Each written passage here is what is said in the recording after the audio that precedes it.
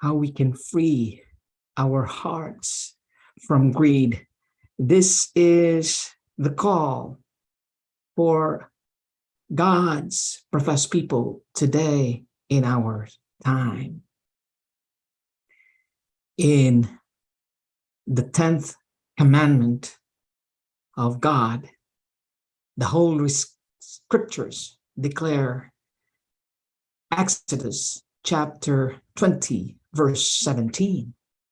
Thou shalt not covet thy neighbor's house, thou shalt not covet thy neighbor's wife, nor his manservant, nor his maidservant, nor his ox, nor his ass, nor anything that is thy neighbor's.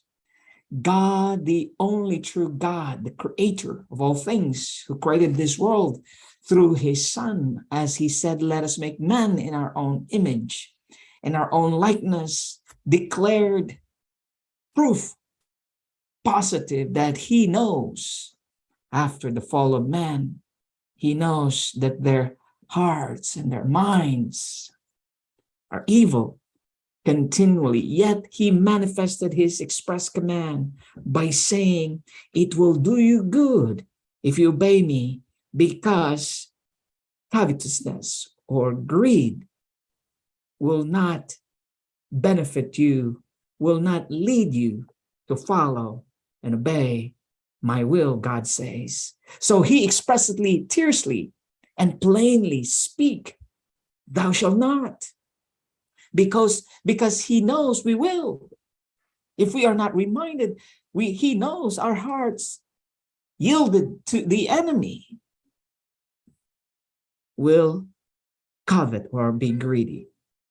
Friends, the wise God who gave his only begotten Son expressed this and showed us that our covetousness is our desire for something that is not ours, yearning for something that is not ours, a house, a wife, a shelter, and sex, comfort, convenience, properties, and all that pride of life can bestow upon those who live like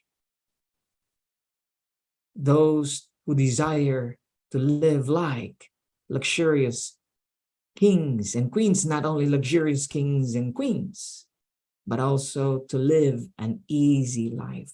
You might be asking today, what is covetousness? And I would like to answer you with a straight definition. It is a yearning to possess or to have something. Now, you might be asking, what is yearning? It is an intense feeling of longing for something, something that one has lost or has been separated from, or perhaps not able to enjoy at the present. And we are counseled today, friends, in order for our hearts to be satisfied, we need to obey the law of the Creator God, the only true God, who gave his only begotten Son, Jesus Christ. And he spoke this, both in the Old and as well as in the New. His Son spoke this. Luke 12, verse 15, it says, and I would like to quote from the mouth of Jesus, and he said unto them, take heed, and be careful, and beware of covetousness, for a man's life consisteth not in the abundance of the things which he possesseth. We are clearly, straightforward, counseled not to be greedy. Greediness has no place in our Christian walk as we walk in the Spirit, as we walk in the newness of life. We violate and sin against God if we do not take heed, or we are not careful to follow the commands of God. In fact, in 1 Timothy chapter 6, verse 10, the King James Version Bible clearly depicts what will happen to us for the love of money, yearning, coveting, being covetous, being greedy for the love, yearning for the house, yearning for illicit sex to satisfy self, properties, materials for temporal security, and pride for the love, the desire, the intense feeling, the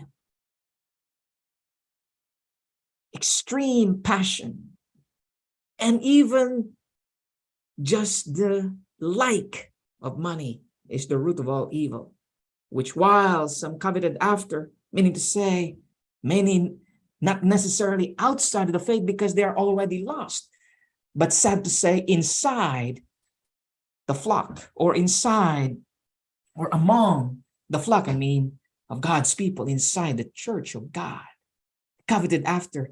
They have erred from the faith. They had the same thirst and longing for riches, for security, for comfort, which they will justify as it is not evil. Yet, nobody can check their heart except God through his Son, Jesus Christ, and they know themselves.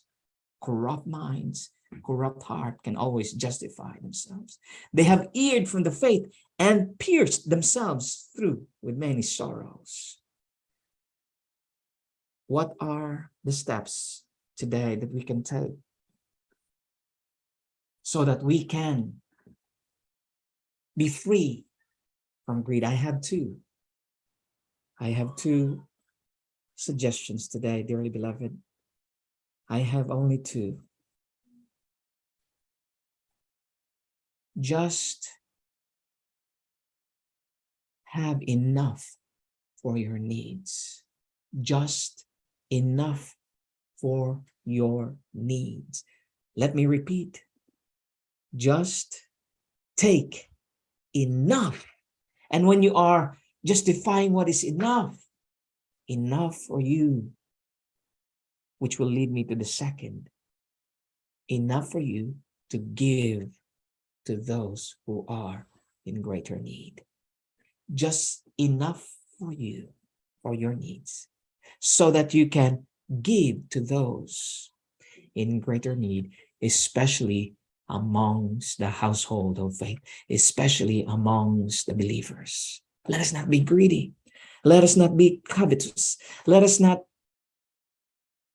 act, behave, think like the world, desire for profit and gain. Let us, dearly beloved, follow and obey the only true God, the living God, who declares, "Thou shalt not covet." And his Son, Jesus Christ, says, beware of covetousness, for man's life consisted not in the abundance of the material things, of the power of riches and money and cash, which he possesseth. It's the abundance of grace of God through his Son, Jesus Christ, that will free us from this greed. May God the Father continue to bless you and keep you. This is my